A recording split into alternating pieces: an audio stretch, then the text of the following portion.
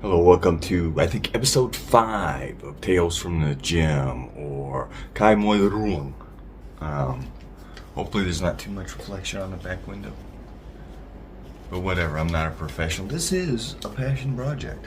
Anyhow, so this episode I'm going to talk about being at the arenas because I got to go watch one of my friends from the gym fight.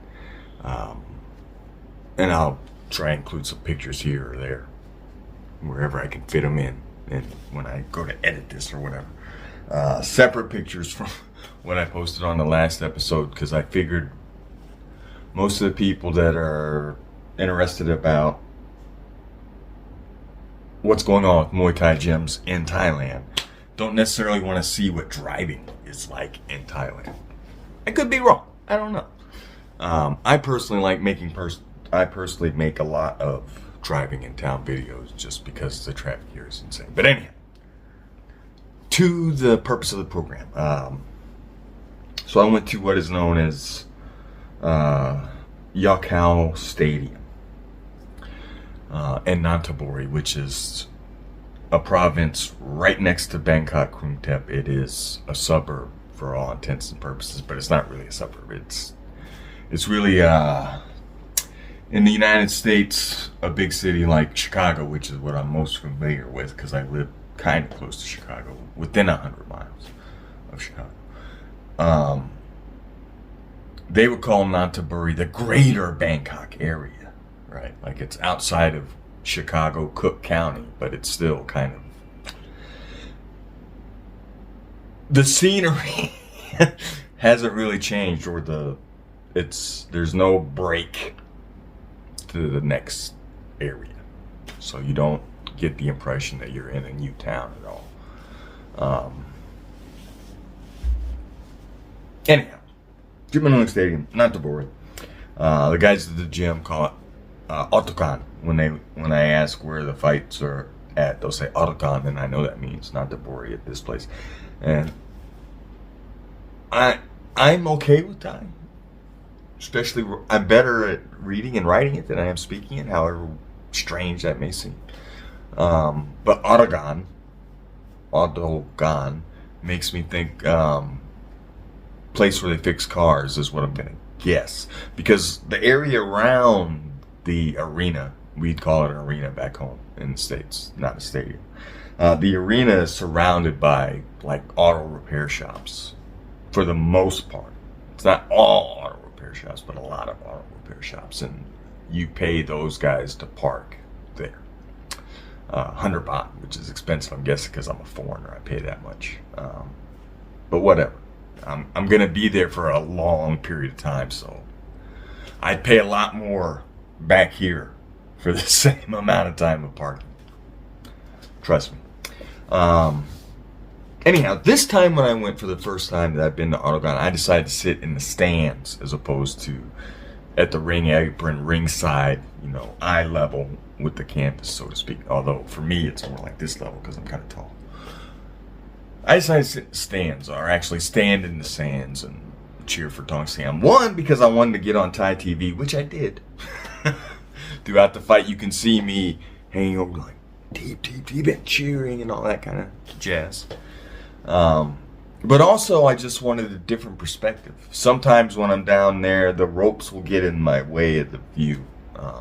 And from there, right at the edge of the seating for the arena, looking down, it's like perfect view, honestly.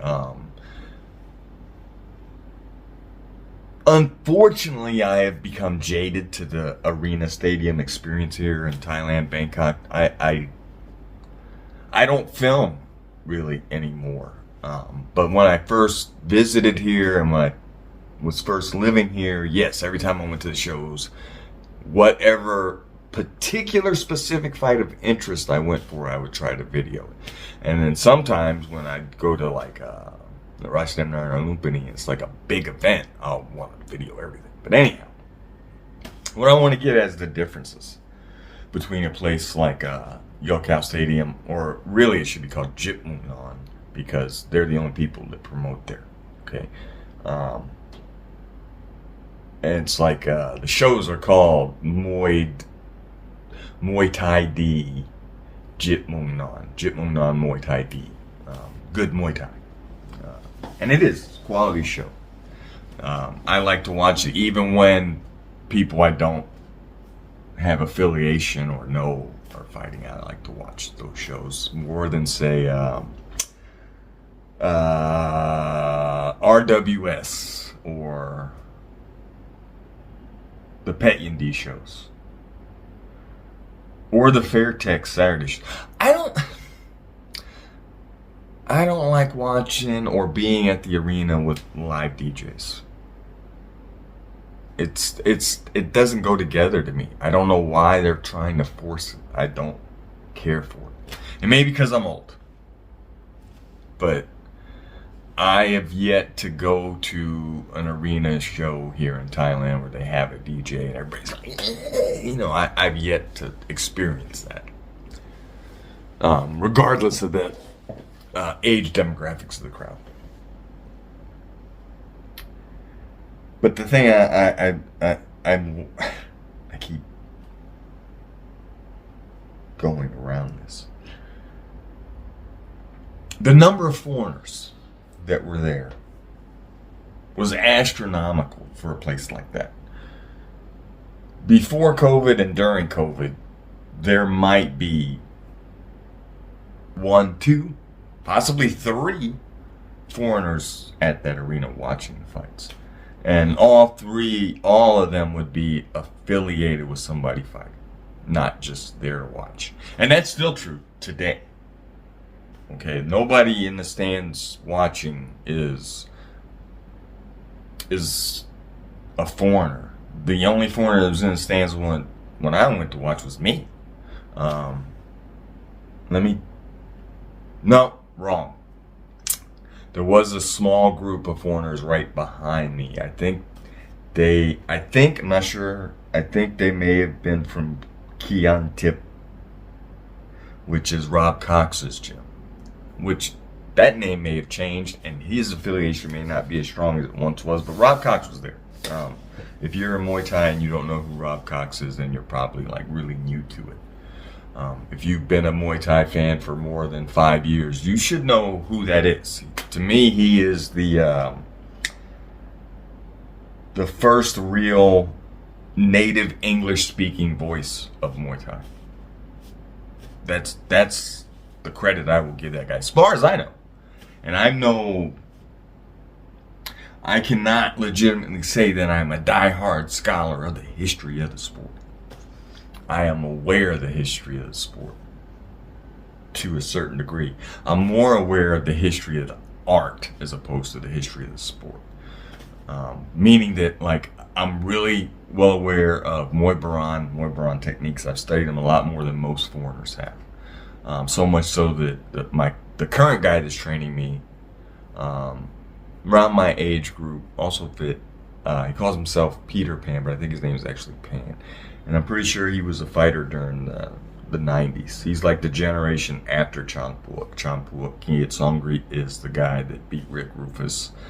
The fight that Lawrence Kenshin claims changed martial arts. Anyhow, moving along. When I train with him and I can name things like Yak Nang Badu, Ilan Mung Pandin, Hak Muang Ayala, Jora K Farhan, Manjulat, Padalupat. I can name those things and do those things. And he'll kind of like, oh God, right? Because it's like old art. That's Boran techniques that still are used, but not called that. For instance, let me try and go through in order what I said. Up elbow, back elbow, catch an elbow. Catch an elbow is not used too much because it's considered kind of a dirty tactic because you can put a guy on the shelf. Because it's when you catch the kick and elbow down right at the knee joint, right? I mean, for a street fight, I'm going to try and do that first if the guy lets me. Meaning, if some guy throws a body kick at me, if I'm on the street, I'm hooking and bam! Anyhow. So,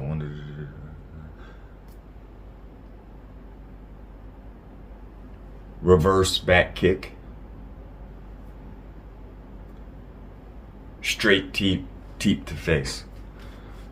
I wanted to make sure I translated that in the order that said it in Boron Thai.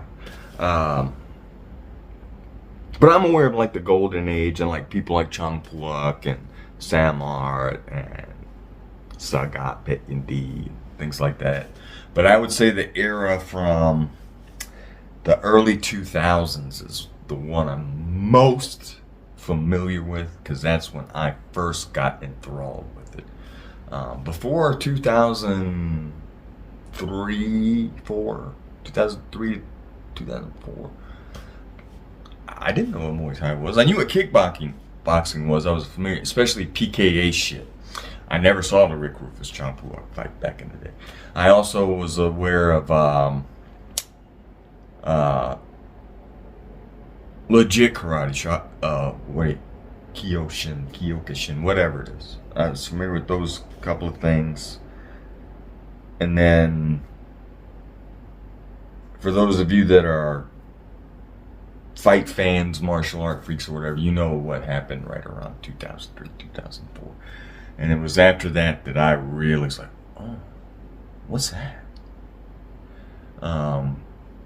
Especially when I saw a particular Brazilian named Marco Ruas in the first time in one of those tournaments. That's when I was like, I need to know what that is, how you do it, how to get good at it. Anyhow. Damn, I rambled on so much I forgot where I was. Good thing it's a passion project, not a professional thing, huh? Oh yeah, familiarity. Rob Cox, he was there. He had some people there in the crowd. I believe they were with him. It's like four people, two girls, two dudes. I don't think they were couples though. I think they were just happened to be evenly divided like that. And he had one dude that had a little bit of a shiner on him. Seemed a little bit too old to compete, but honestly, if people here are my size and weight age group, I would be fighting regularly. But there's not many 50-plus-year-old guys training in Bangkok that are wanting to fight and are also over 80 kilograms. I would love to find one. I could probably get a Thai, but I know it's not going to be a Leash guy. I'm going to get an out-of-shape guy. I want a foreigner, a fellow foreigner like myself that's my size and age group and experience level. I would love to have it tomorrow, and I'm getting so antsy for this. This is kind of the next topic I wanted to talk about. Or one of the topics I want to talk about. I'm not even going in order. I kind of made myself a little cheat sheet outline, and I'm skipping to one of the last topics, putting it here. But I desperately want to get a fight here before I get too old. Right? I mean, I could succumb to modern medicine, but that costs a little bit of money. I don't like spending the money on things like that. Right? The injections and so forth. Although, quite honestly, stem cells and PRP, I'm really going to need to look at for my knee. I don't want to put it in right now, but I skipped training today because my knee is kind of fucked up. I'm a little bit worried. If it doesn't go down much in the next 24 hours, I'm probably going to have a doc look at it, and I don't want to do that. But yeah, I'm talking about the get you younger type injections, right? If I was on things like that, I would take a fight with any age group in my weight class, provided that if they're younger than me, right? Even if I am doing things to kind of help narrow that age gap as far as reflex, I would still want a time edge, so to speak. Like, if I had some juice and I fought a 25-year-old at 87 kilograms, yeah, which is around 185, around. 185, 190, 185, 190, somewhere in that area in pounds. 185 to 190 pounds, 87, 90 kilograms, somewhere in that range. And they were a young buck, right? I would want somebody that hasn't trained here for more than 3 months. I would take that fight. If they have trained here for more than 3 months and have fought more than one time, I won't take that fight. If you're a 50-something-year-old like me, or even a 40-something-year-old, like over, say, 45, for instance, and you're my size and weight, and I don't need the juice, okay? I just want to heal my knee a little bit. I would just ask that you also don't have experience in Muay Thai rule set here. For instance, if you were an American and you've got X amount of amateur fights in America and a couple of few pro fights in America, yeah, we can do it, brother. We can do it. That goes the same for most Western countries. Or, yeah, anything outside of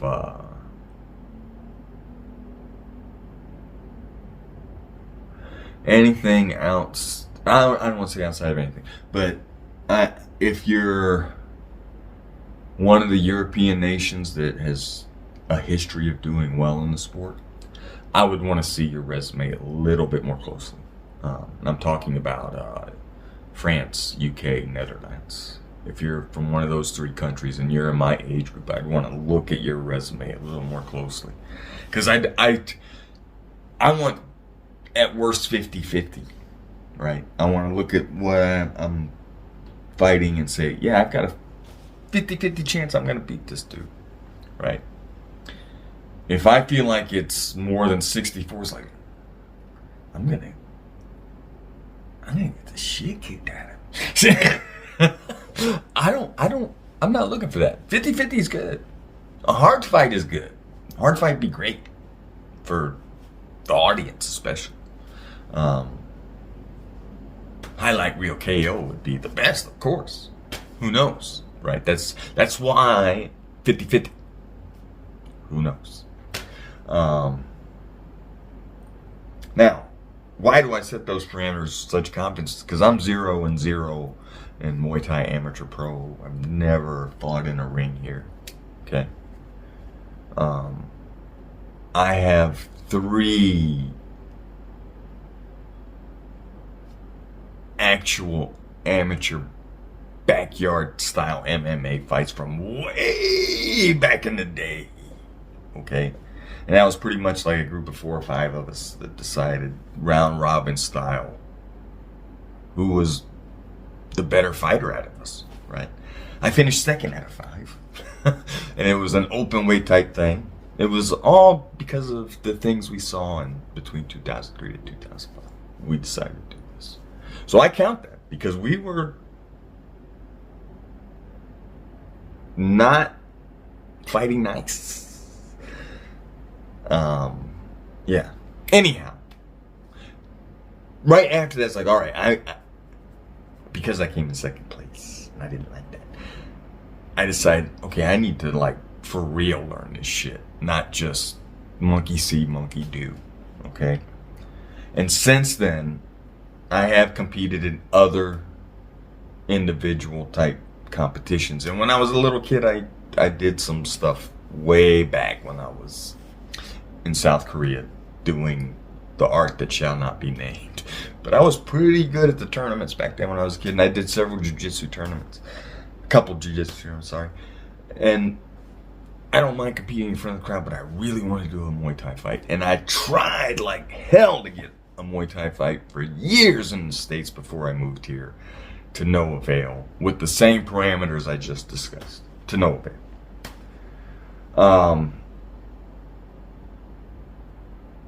Yeah, I really want to do it before I'm too old.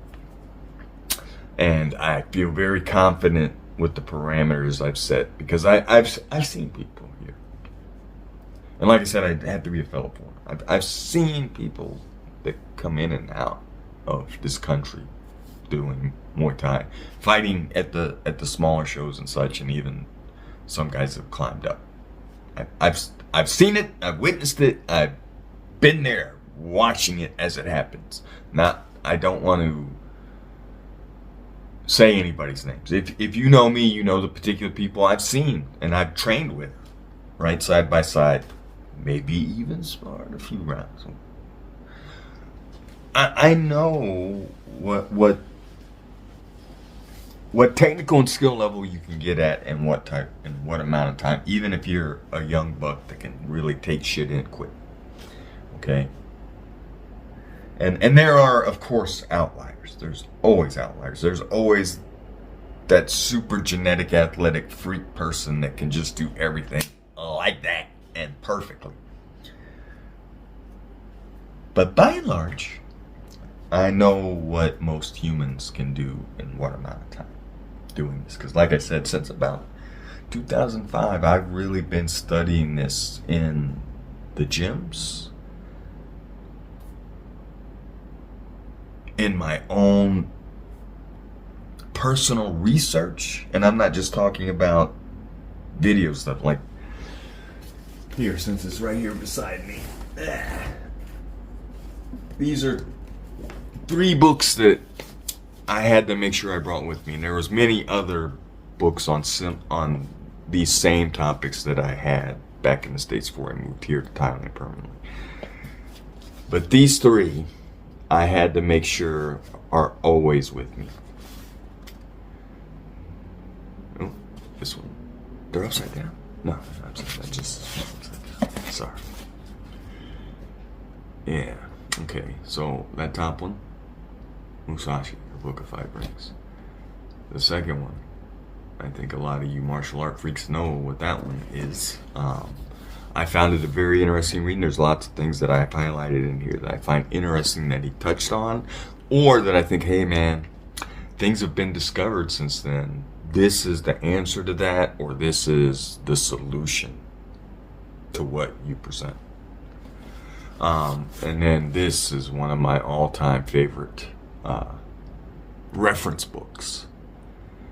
See, it says A Pictorial History of Boxing. This isn't just the 20th century. This is from the beginning of Marcus of Queensberry. And that's how I know about guys like John L. Sullivan and Daniel Mendoza. So I have went so deep down the rabbit hole with everything that has to do with real fighting. Things that are effective, things that work, things that are done on a competitive sport level, that even taken out of that competitive sport level is very dangerous to 99%, 100% of all unarmed citizens of the world. But to those that are armed and are very capable, then that's doesn't matter how much practice and study you do. That's an insurmountable advantage. To me, you need a lot of luck if it's a person that knows what they're doing with their firearm. Anyhow, moving on. That was all about how I want to fight here. And then closing it out with, and I've been touching on already, living here and training, as opposed to coming here to train while you live here. Meaning that you're here for an extended period of time, but you don't actually live here. And you can focus strictly on training. You're here to train whilst living here. Okay? So, unfortunately for me, or fortunately, I think fortunately actually, as I really, really think about it, I actually live here. Pom Yuti Krungtep Pratet Thai Makwa Ha Pilau. I've been living here for more than 5 years here in Bangkok, Thailand. And I had to deal with the COVID years while I've been living here, which really put a dent on my learning curve of Muay Thai. For sure. But that being said, going back to something I talked about earlier, how I've seen people coming in and out. And I see other foreigners like me that actually live here and go to a gym, say to stay in shape or recreation. That's not me, man. I do this shit because I love it. Love it. And like I said, I need to get a fight. I don't, and I'm at a level, even at my old age, that garners the respect of professionals. In a lot of ways, I'm that guy that you always hear stories about from people. It's like, you know, there's that one guy at the gym that's never actually fought or done this, but is a fucking killer.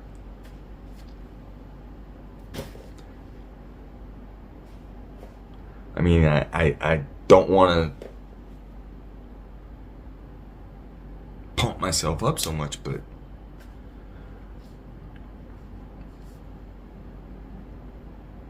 I have grappled, submission style, I have boxed, I have kickboxed, I have done full Muay Thai clinching type sparring to varying degrees, right? Because if you're sparring sub grappling, you're pretty much 90% or higher the whole fucking time. I don't care what anybody says, right?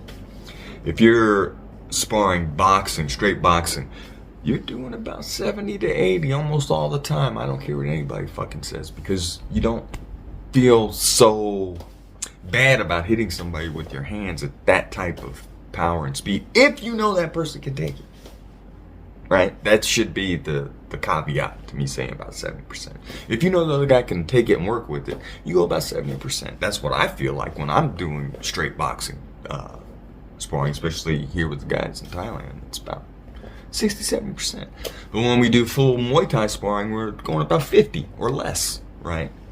Occasionally, you'll come across foreigners from certain countries. I don't want to name places, but I think most people know what particular couple of countries I'm talking about.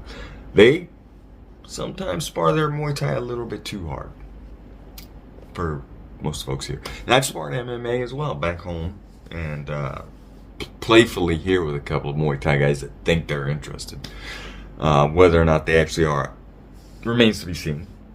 But back home, a couple of guys that were legit professionals, like they fought for money and they had a better than 500 record. Nobody that I would call UFC level that I spar with back home. MMA rules, kickboxing, boxing, sub-grappling. And I'm going to feel bad if I look back on my catalog of all the different people I spar with back home. One of those guys is now currently. But I don't think so. But yeah, you know, mid-level MMA pros. The Chicago area is not really a hotbed of gym talent per se for MMA, but there is a wealth of talent in that whole area, especially on the Indiana side where I come from, right? Several guys that I'm surprised I haven't crossed paths with before, but associated people.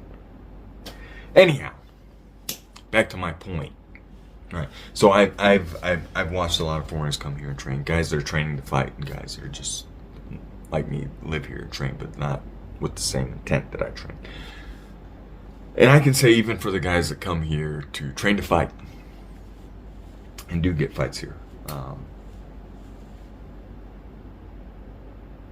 maybe 10% of them are actually capable of fighting in Bangkok. Okay? Maybe 25 to 30% can fight in Pattaya or Phuket. Okay, and then a much larger number than that can fight in rule fights if they can get them, like Samoy and Koh the smaller islands, Koh Chan, I think, where they know they got foreigners and they like to match them up against Thais. Which unfortunately I'm too big for Thais, and I don't really like the idea of fighting for Thais. I kind of would rather represent Thais against a different foreigner in a lot of ways, because my girlfriend says I'm 70% Thai. Prawa Pu Pasa Thai di T 70% Lao. I think that's the way I would say it. Not 100%. That's why I'm not 100%. But I am 100% Bangkokian. What she means by that is that I know this city, and I navigate it, and I know what's what. Right? And I would say that's true for the Muay Thai arenas as well in town. I'm not a gambler. I'm not trying to get involved in that really at all. So I see it. I know who's who, but I don't try to intermingle with that type of crowd by choice. If some of them by chance talk to me, I would converse, but I'm not trying to get in with the gurus. Although I see them at the shows, I see them at the gym, right? Well, I only see like one or two at the gym, but I do see them. One of them is a sponsor. Anyhow, I think I should go ahead and cut it off here because I'm at 30 minutes and that's way too fucking long for one of these. All right, I'll be back again.